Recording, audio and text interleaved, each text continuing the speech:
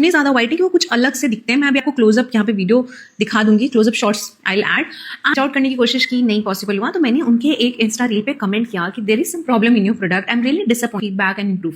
उन्होंने वो कहा हुआ ब्रांड वर्क्स, आपको रीच आउट नहीं कर पा रहे, आपको रिटर्न में वैसे भी नहीं करना चाहती, I don't want my money back, but आपको फीडबैक तो लेना चाहिए, आपको वहां पे रिप्लाई करना चाहिए, आपको मुझे रीच आउट करना चाहिए कि वो एक कमेंट आप डिलीट कर देंगे एंड इट विल वर्क। और अगर आपको ऐसे करना है then please don't come up like this ना कि यार मेरा ब्रांड ये है, मेरे प्रोडक्ट्स ये हैं और वैसा। I really don't want controversies in my life, I am very simple person. But अगर आप ऐसे करोगे and then you call it a baby and then you behave like sorry.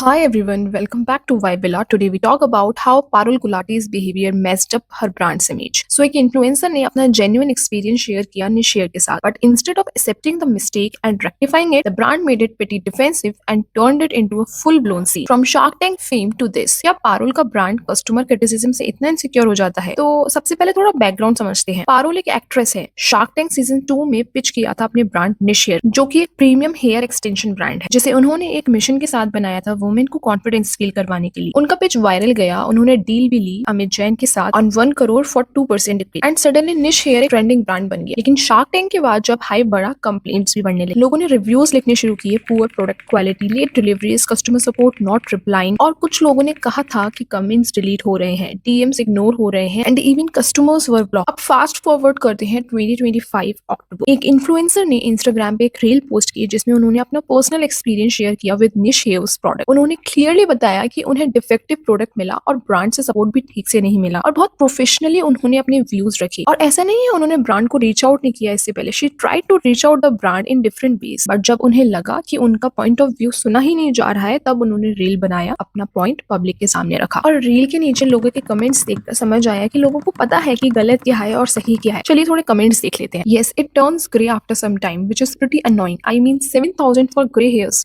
I totally agree with you. I have faced the same issue with niche hair. The product quality was extremely bad, and when I tried to reach out them, they told me that I don't know how to use the product. It was bizarre because I didn't receive what I ordered and they were not ready to accept it. I would not recommend it to anybody. Same happened with me about 3 years ago. Kept calling their helpline. Every comment I made was deleted. Customer services was unreachable. I paid about 7,000 for the products, which would burn after styling them with the most mildest tool. No action was taken and my money went down the drain. They asked for the video, I sent all, no actions taken. Knew it was not a customer friendly business, hence have been advocating against it. I had a similar issue. First, the product took ages to reach and no updates.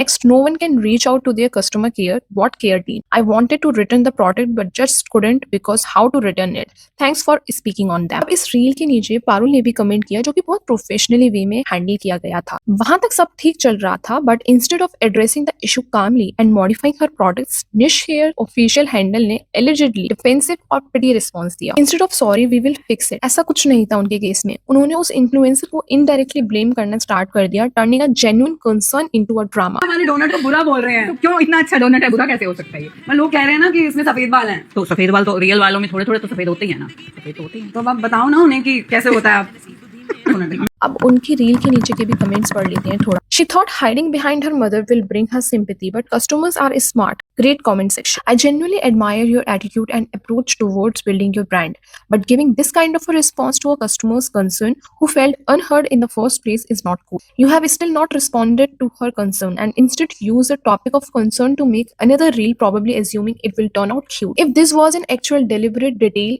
it should have been mentioned in description of product. सफेद बाल होते हैं. I don't have gray hairs in my late 30s, so I would not want use a scrunchie with सफेद बाल. Deliberate. You are a business owner claiming to be the best.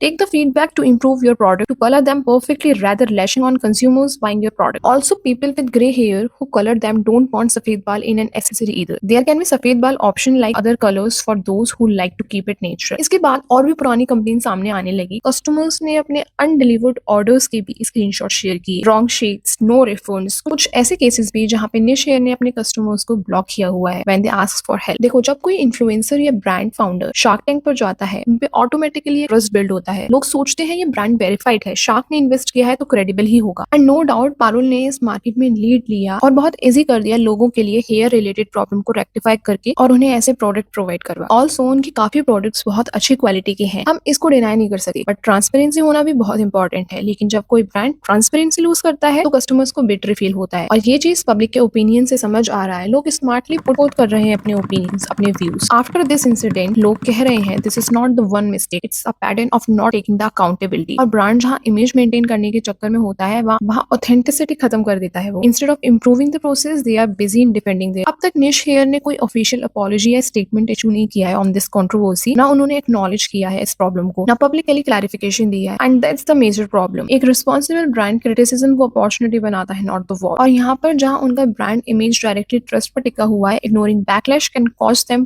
Far more than a simple apology. Question ये नहीं है कि product अच्छा है या बुरा है, क्वेश्चन ये है जब एक ब्रांड कस्टमर के सामने गलती मानता नहीं है, क्या वो कभी लॉन्ग टर्म ट्रस्ट बिल्ड कर पाता है अपने ऊपर। So that's it for this video. Do let me know आपको क्या लगता है, निश हेयर का डाउनफॉल स्टार्ट हो गया या ये सिर्फ एक टेम्पररी बैकलैश है जिस पर उनका पीआर हैंडल कर लेगा। और आपको ऐसी और अपडेट्स चाहिए तो वीडियो को लाइक और चैनल को सब्सक्राइब करें। And if you want to follow us on Instagram, उसका लिंक आपको डिस्क्रिप्शन में मिल जाएगा। तब तक के लिए बाय बाय।